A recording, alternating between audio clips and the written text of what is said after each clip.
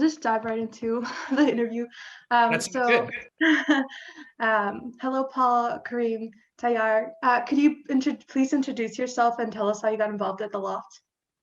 Yes, absolutely. So thank you, Maria. Yes, so my name is Paul Kareem Tayyar.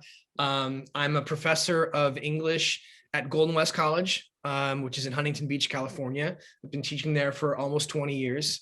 Um, I'm also a poet and novelist. My most recent books are the poetry collection Immigrant Songs, which came out in 2019, and the novel The Prince of Orange County, which came out the previous year, 2018.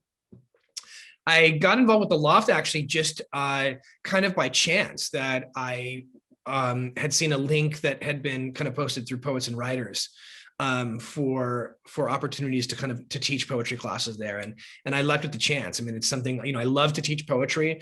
Most of my experiences in teaching poetry to college students, to undergraduates, but I love running workshops for students of all ages. And so I was really excited to see this opportunity, and then reading a little bit more about the Loft and kind of its history and its mission and the work it does both in the Minneapolis community and now, virtually throughout the United States. I was just really fascinated by the work that the Loft is doing and wanted very much to be a part of it. Yes, and you mentioned you're also a college professor. So I'm interested in, when did you start teaching? Like, how did you get to become a professor? Like, what was that path like? So when I got my undergraduate degree at UC Santa Barbara, and that was when I first started to kind of realize that maybe this was something I wanted to do for a living. I by that point I decided to be an English major. I loved literature. I had some really wonderful professors when I was there, and that's when I kind of really started to think about this in a more serious way. After graduation, I went on to get a master's degree in English at Cal State Long Beach, and I started teaching there, I guess, in 2001. So the year after I got my master's degree, I began teaching there and loved it immediately. I love being around students. I love talking about books and poems and trading ideas. I love the enthusiasm of the students. So I continued teaching there. As I worked on my PhD, which I got at UC Riverside. And then when I finished my PhD at UC Riverside in 2007, I took a full-time job at the school that I'm at now, Golden West College. So it really just, it kind of fell into place nicely. I mean, I'd always loved to read. I'd always loved to write. And I got lucky with a lot of good teachers along the way that I think really kind of modeled for me the kind of professional life that I wanted to have. I can't imagine doing anything else. It's funny, even this last year, doing the teaching virtually, like just about everybody else, it's reminded me how much I actually miss being in the classroom and how much I miss being around the students. So even this last year, which has been difficult, has just kind of confirmed to me how much I really enjoy teaching. I will say that too, Zoom has been such a surprising blessing in a way that, the students have taken to it so well. I found that a lot of students maybe who might be kind of shy within an actual traditional classroom setting are starting to kind of contribute much more in discussions when they can do so virtually. So this has also been a kind of nice experience this past year. So I'm looking forward, for instance, with our Loft seminar, to doing it on Zoom. I think the students will really flourish with it. Yeah, so yeah, it's really interesting that you mentioned like the benefits that maybe to Zoom. We tend to Yes. think of, I had an interview with another teaching artist, and Taylor, and yeah, they also mentioned kind of, we tend to think of limitations, but yeah, there are a lot of Absolutely. benefits as well. It's a great point. And it is so funny because I think whenever you're first kind of forced to do something new, you immediately think of the limitations. You immediately think of the drawbacks. And then as time slowly goes on, you start to realize that there are certain benefits. Even, I'm imagining this is also happening at the Loft, but I've been struck by, at my school, I'm getting students now from all over the country who are taking the classes, which of course would have been impossible for them under more traditional circumstances. And so that's been an enormous amount of fun, is that, I'm not just teaching students from my immediate geographical area, but across the country. And that's been really nice. Yes, and I think that's also what we're hoping for the summer at the Loft. So we'll That see. sounds great. That sounds great. This is actually a very difficult question, but I'm wondering, Okay. like, what has been your favorite course to teach at the college level? Oh, that's a great question. So it's a tie. So I teach children's literature very consistently, and I love that class for a number of reasons. The vast majority of students who take that class are going to be teachers themselves, usually at the elementary or middle school level. And so it's an enormous amount of fun to kind of go back and read a lot of these, even very kind of famous classic children's literature titles, to read them as an adult and to think about the ways in which you might begin to kind of have a discussion or teach these texts for their intended audience, whether it's, C.S. Lewis's, Narnia series, or, even the Lord of the Rings series, or these kinds of texts. And so that's an enormous amount of fun because, I remember reading some of those books as a young boy myself, and now kind of getting to kind of think about them through the lens of an adult, and then how I might kind of actually teach those things to a younger audience is an enormous amount of fun. So I really love that class. The other class that I especially love teaching is I teach a mythology class once a year. And we start with, the Epic of Gilgamesh and Beowulf and the Odyssey, these kind of classical texts that are thousands of years old. And it's so much fun to see the students begin to kind of make connections between these ancient texts and a lot of the contemporary work that they're reading.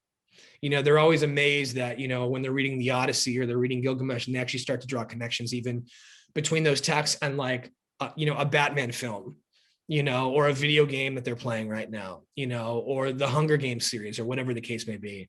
And so that's always a lot of fun to see those connections being made as well. So I think I would say that the children's literature and mythology classes are probably my two favorites to teach. When did you first become interested in children's literature?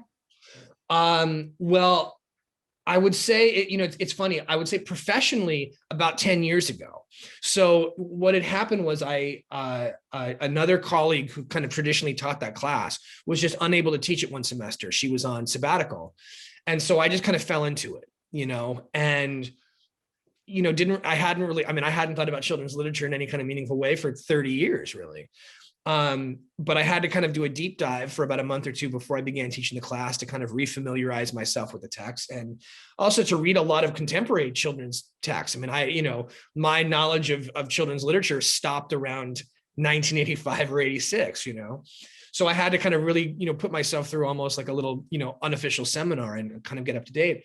And I was just blown away by how much great work there is, how many just incredible writers are doing really meaningful work in that field, and how much more diverse it is now than it was when I was 8 years old and reading children's literature, how much more thoughtful in some respects, not just, how great the stories often are, but what those stories are kind of doing or exploring in terms of issues surrounding race and politics and class and gender.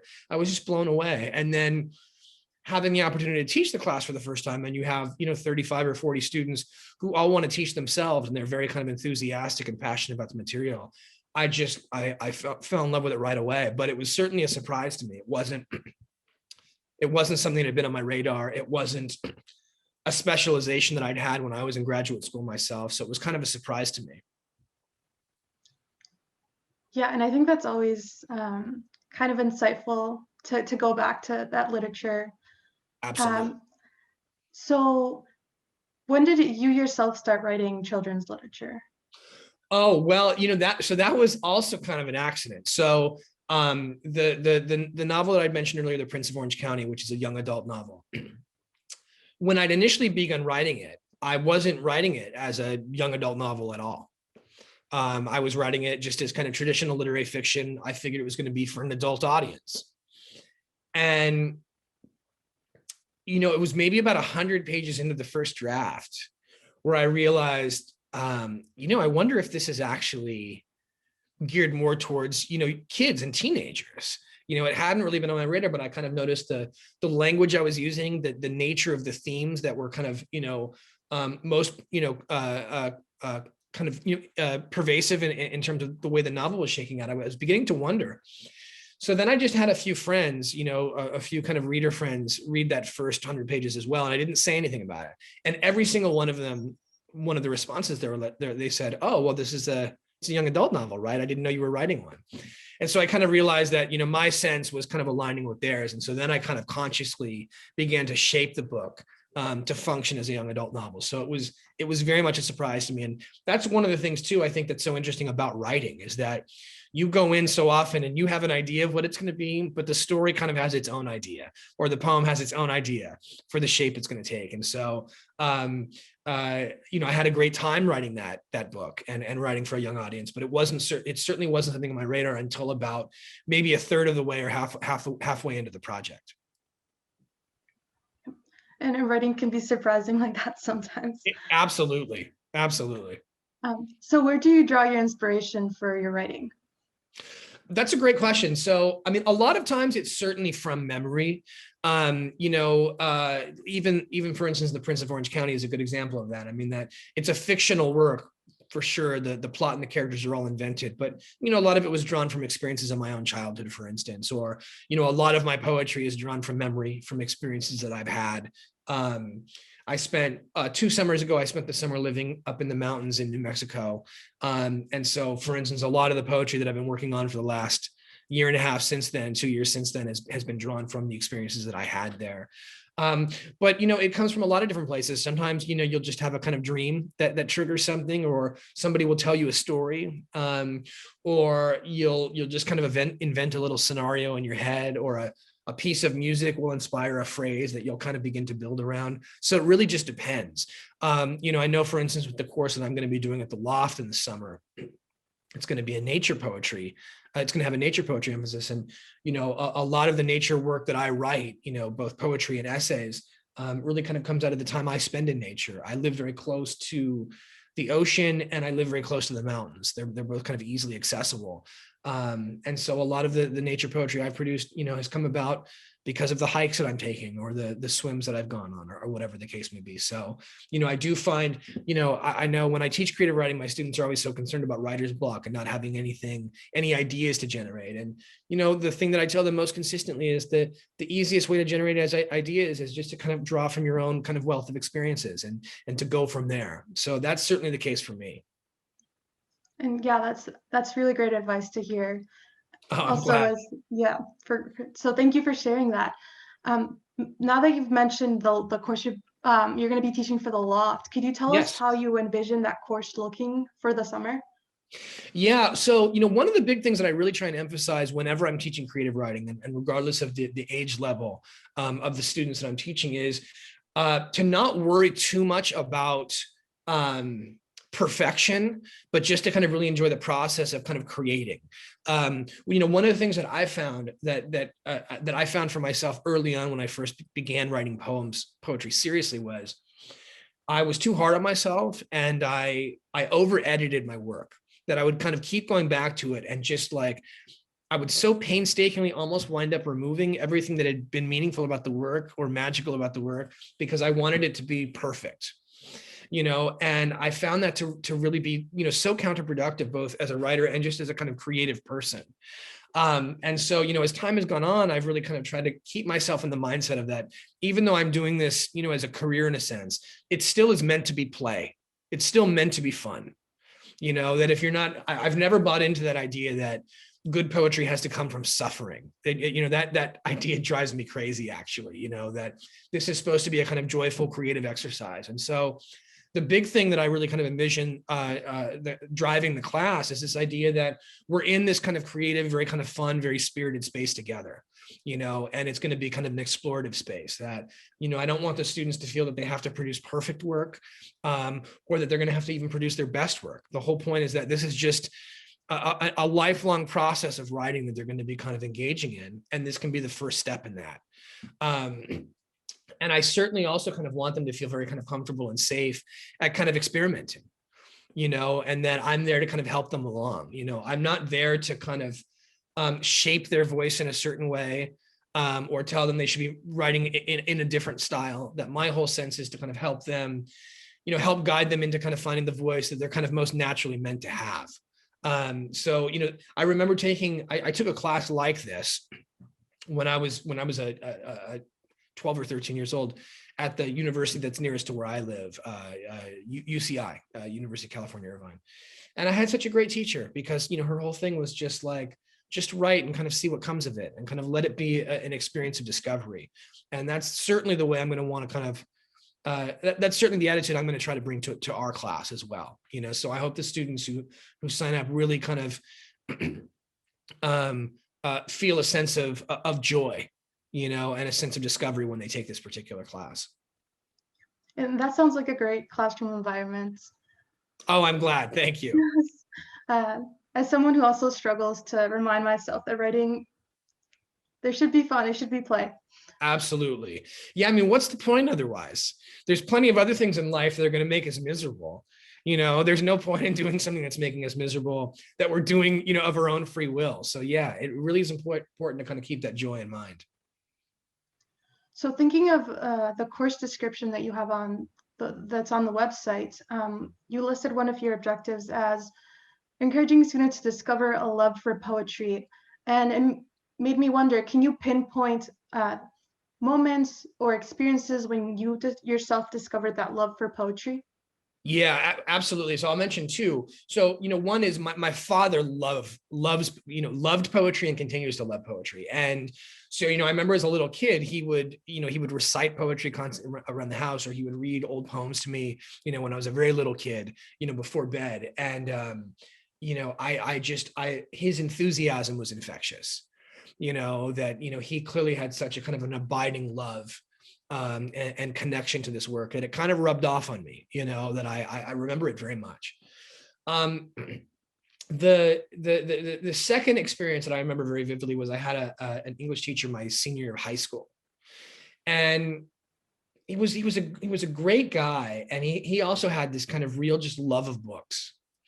And the thing that he really tried to emphasize to us as students that year was that I think sometimes poetry is mistaught, that a lot of times it's taught to students as if it's like there's secret codes to crack, and that until you kind of learn those codes, you don't really know what's going on.